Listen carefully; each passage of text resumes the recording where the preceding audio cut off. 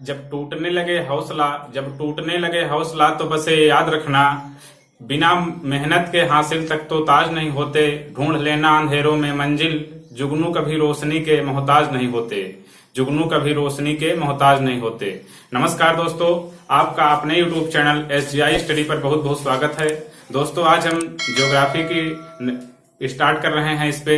तो आज हम ज्योग्राफी में सोलर सिस्टम यानी कि सौर परिवार से देखेंगे। बहुत ही आसान तरीके से आपको आज समझाएंगे कि सौर परिवार होता क्या है और ये जो हमारे ग्रह हैं, हम लोग किस ग्रह पे रहते हैं और उससे बड़ा कौन है, छोटा कौन है, किसके क्या नाम है और कौन किस नंबर पे आता है। इस तरह से बहुत ही वनडे एग्जाम में क्वेश्चन बनते रहते हैं कि हम किस ग्रह पे रहते हैं, उस ग्रह को और क्या कहा जाता है, इसके सबसे नजदीक ग्रह कौन सा है, सबसे दूर कौन सा है, कौन पार्थिव ग्रह है, कौन गैसीय ग्रह है। इस तरह से बहुत से क्वेश्चन बनते रहते हैं। तो आज हम लोग उसको पूरा डिस्कस करेंगे बहुत ही आसान तरीके से। तो यहाँ पे बोर्ड पे आप लोग को दिख रहा होगा पूरा चार्ट बना हुआ है। हम लोग इसी को यहाँ पे सॉल्व करेंगे यानी कि समझेंगे क्या है ये सब। तो यहाँ पे सौर परिवार यानी कि सोलर सिस्टम, तो ये हमारे सभी ग्रह हैं, ये हमारी पृथ्वी है, यहाँ से सन यानी कि सूर्य भी हमारा एक तारा है। तो पहले देख लेते हैं कि ग्रह कहते किसे हैं और ग्रह क्या होता है। तो ग्रह एक ऐसा पिंड जो किसी तारा का चक्कर लगाता हो और उसकी एक निश्चित कक्षा हो, यानी कि किसी का चक्कर लगाता हो और उसकी एक निश्चित कक्षा हो और वो उसके पास इतना द्रव्यमान हो कि वो किसी दूसरे गुरुत्वाकर्षण बल से अपनी रक्षा स्वयं कर सके, इसे ही ग्रह कहते हैं। यानी कि फिर से देखते हैं हम लोग कि वो किसी तारा का चक्कर लगाता हो, उसका अपना द्रव्यमान हो कि वो किसी दूसरे गुरुत्वाकर्षण बल से अपनी रक्षा कर सके और वो एक निश्चित कक्षा में चक्कर लगाता हो, ना कि किसी दूसरे की कक्षा को काटता हो। यदि वो किसी दूसरे की कक्षा को काटेगा तो उसे हम लोग ग्रह नहीं कहेंगे, उसे हम लोग ग्रह के कैटेगरी से बाहर कर देंगे। तो ग्रह होने की यही कंडीशन है कि वो किसी तारा का चक्कर लगाता हो, उसका एक कुछ द्रव्यमान हो और इतना द्रव्यमान हो कि वो किसी दूसरे गुरुत्वाकर्षण बल से अपनी रक्षा कर सके और वो एक निश्चित कक्षा में चक्कर लगाए। तो आइए हम लोग यहाँ पे देखते हैं कि ये जो हमारे दिख रहे हैं ये सभी हमारे ग्रह हैं। तो पहले हम लोग देख लेते हैं कि ये हमारा सन हुआ, यही सन हमारा सूर्य है, यानी कि सूर्य भी एक तारा है, सूर्य भी हमारा एक तारा है। और उसके बाद यहाँ पे हमारा सूर्य के हमारे सबसे नजदीक जो ग्रह है उसको हम लोग बुध कहते हैं। उसका नाम क्या है? बुध, यानी कि इंग्लिश में बोलते हैं हम लोग मरकरी। आप लोग इसको इंग्लिश में भी याद रखिएगा, क्योंकि एग्जाम में क्वेश्चन हिंदी छोड़कर इंग्लिश में ही, जैसे यहाँ पे सैटर्न, यूरेनस, नेपच्यून वगैरह पूछ लेते हैं तो लोग कंफ्यूज हो जाते हैं। हिंदी में पढ़े रहते हैं तो इंग्लिश में दे दिया तो आंसर नहीं कर पाते हैं। तो बुध को क्या कहते हैं? मरकरी। और इसके सूर्य के जस्ट सेकंड में क्या है? वीनस यानी कि शुक्र है। और थर्ड नंबर पे हमारी पृथ्वी आती है। इसी पृथ्वी पे हम लोग रहते हैं।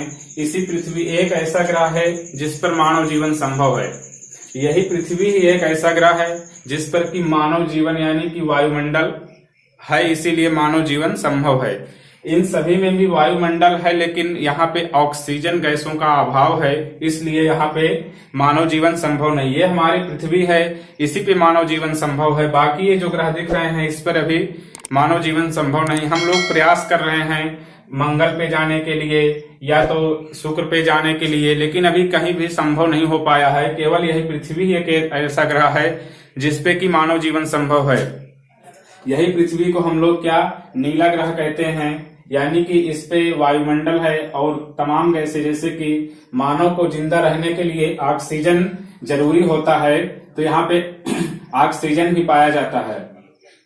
तो यहाँ पे ऑक्सीजन होने की वजह से हम लोग जीवित हैं, चूंकि यहाँ पे वायुमंडल है। मंगल पे भी वायुमंडल तो है, लेकिन वहां पे ऑक्सीजन की कमी है, यानी कि यहाँ पे 96% कार्बन और 0.3 या 0.6% के करीब यहाँ पे ऑक्सीजन है। तो यानी कि चौथे नंबर पे हमारा मंगल आता है और ये यहाँ पे इसके जस्ट बाद आता है। उसके बाद यहाँ पे ये हमारा बृहस्पति है, जो कि सबसे बड़ा, सभी ग्रहों में सबसे बड़ा कौन सा है? बृहस्पति है। क्योंकि यह बहुत ही बड़ा ग्रह है, ये हमारे पृथ्वी के कई गुना, 13 लाख गुना करीब बड़ा है। तो ये हमारा बृहस्पति हुआ, यानी कि इसको बोलते हैं हम लोग इंग्लिश में जुपिटर। और ये उसके बाद ये आता है शनि, और ये हमारा क्या हुआ? ये सबसे बड़ा हुआ। उसके बाद ये हमारा शनि है। उसके बाद ये आता है क्या? अरुण। और इसके बाद ये हमारा लास्ट है क्या है? अरुण, यानी कि नेपच्यून।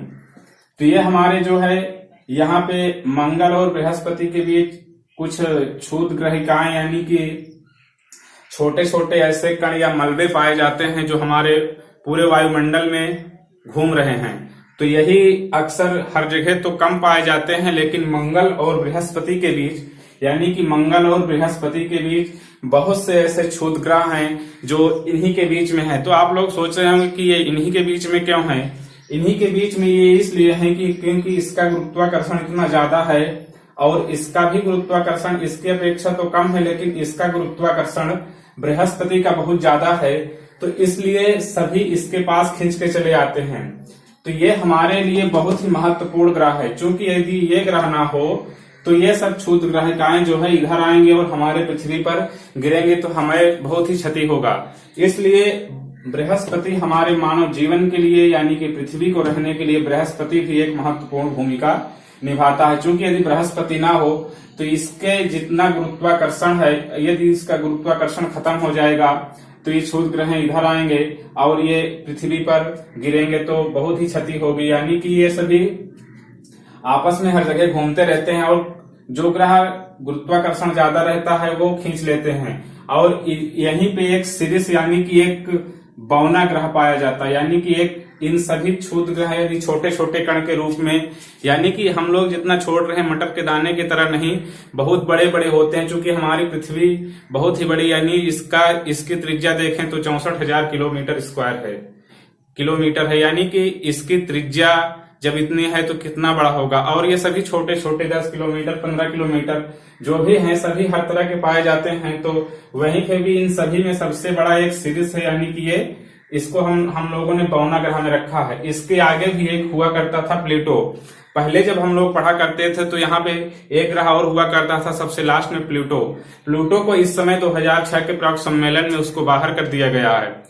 चूंकि ग्रह होने की कंडीशन क्या होती है, ग्रह होने की कंडीशन ये होती है कि वो किसी की कक्षा को काटे ना, उसका खुद का द्रव्यमान हो और वो खुद इसका इतना द्रव्यमान हो कि वो दूसरे जो गुरुत्वाकर्षण है उससे अपनी रक्षा कर सके और उसकी एक निश्चित कक्षा होनी चाहिए। तो जो प्लूटो था वो उसकी निश्चित कक्षा तो थी, लेकिन वो कभी कभी ऐसा करता था कि वो पृथ्वी की कक्षा को, ऐसे सभी घूमते हैं तो घूमते घूमते पृथ्वी की कक्षा में आ जाता था। कई बार ऐसा देखने को मिला, तभी से उसको जो है प्लूटो को बाहर कर दिया गया है। तो अब हमारे इतने 8 ही ग्रह बचे हैं, पहले 9 ग्रह हुआ करते थे।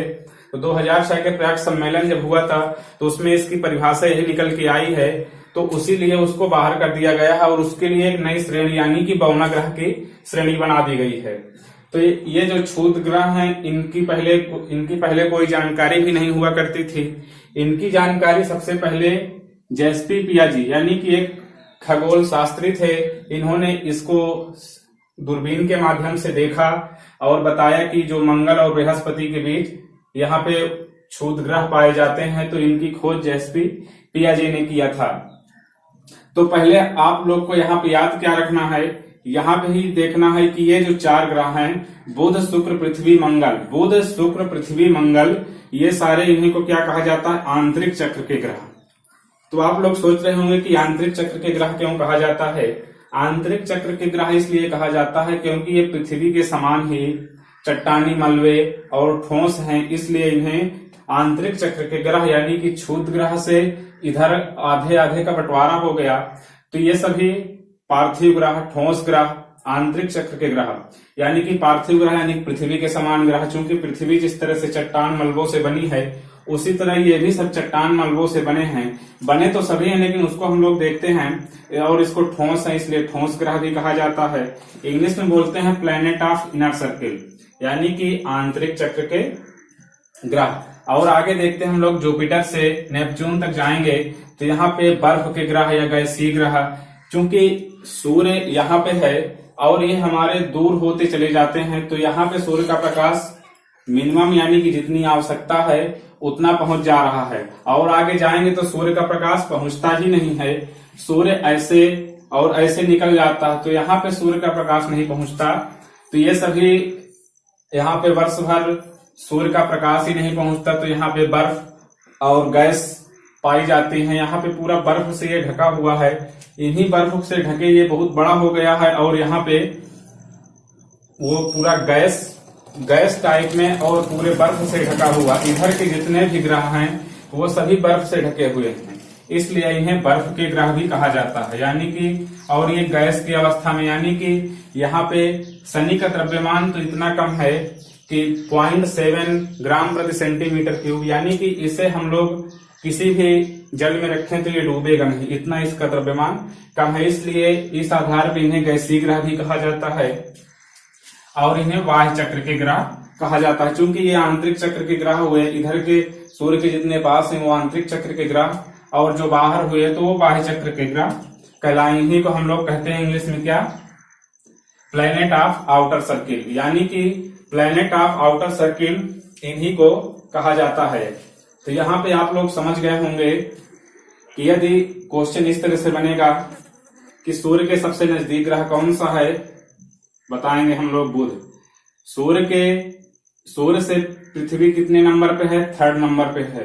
ये जो दिख रहा है ये सभी उनके आकार के अनुसार, यदि पूछे कि आकार के अनुसार सबसे बड़ा ग्रह कौन सा है तो हम लोग जवाब क्या देंगे, बृहस्पति। आकार के अनुसार सबसे बड़ा ग्रह कौन सा है, बृहस्पति, तो हम लोग बताएंगे बृहस्पति। उसके बाद शनि है 3रे नंबर पे, अरुण, और 4थे नंबर पे क्या है, वरुण, और 5वें नंबर पे हमारी पृथ्वी आती है। तो यदि क्वेश्चन पूछा जाए कि आकार के अनुसार हमारी पृथ्वी किस नंबर पे आती है तो 5वें नंबर पे, और यदि पूछा जाए किस क्रम के अनुसार यानी सूर्य से बढ़ते हुए क्रम में जाएं तो पृथ्वी किस नंबर पे आती है तो 3रे नंबर पे आती है। तो इसी तरह से आप लोग को याद रखना है कि यदि पूछे कि आकार के अनुसार तो आंसर दूसरा होगा, पूछे क्रम के अनुसार तो आंसर दूसरा होगा।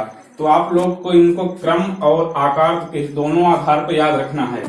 जैसे कि यदि क्रम में पूछा जाए तो बुध, शुक्र, पृथ्वी, मंगल, बृहस्पति, शनि, अरुण, वरुण, यानी कि आप इसको 3 से 4 बार रिपीट करेंगे, बुध, शुक्र, पृथ्वी, मंगल, बृहस्पति, शनि, अरुण, वरुण, तो आपको ये याद हो जाएगा कि क्रम के अनुसार ये हैं। और आप इसको ध्यान से पढ़ेंगे तो सबसे बड़ा बृहस्पति है, चूंकि दिख रहा है, उसी आकार में इनको बनाया भी गया है। तो यदि आप फिगर बना के इसको पढ़ेंगे तो आप समझ जाएंगे और आपके दिमाग में सेट हो जाएगा कि कौन सा बड़ा है कौन सा छोटा है, सभी के क्रम के अनुसार। ये जो आप सोच रहे होंगे कि ये अंडाकार है, ये कोई गोला है, तो किन्हीं का भी कोई आकार नहीं है। किसी भी ग्रह का आप लोग सोच रहे हो कि पृथ्वी गोलाकार है, आप लोग पढ़े होंगे पृथ्वी गोलाकार, तो पृथ्वी गोलाकार नहीं है, पृथ्वी का खुद का आकार है। पृथ्वी का आकार क्या है, लध्यक्ष गोलाकार, यानी कि लध्यक्ष यानी कि खुद का आकार है, ना कि ये तो इसे गोलाकार हम लोग नहीं कहेंगे। आप लोग जब एक्चुअल में इनका आकार पढ़ेंगे तो पृथ्वी का आकार कुछ ऐसे हुआ करता है, यानी कि आप लोग को खुद ही नहीं विश्वास होगा पृथ्वी का आकार है कैसे। किसी भी तरह से आप बना दें उसको तो पृथ्वी का आकार हो जाएगा, यानी कि गोलाकार हम नहीं कहेंगे सीधे से। बस यदि क्वेश्चन पूछा जाए कि पृथ्वी का आकार कैसा है तो पृथ्वी का आकार लध्यक्ष गोलार्ध है, यानी कि गोलाकार नहीं है। यानी पूछा जाए कि गोलाकार ऑप्शन में रहे तो वो सही नहीं होगा।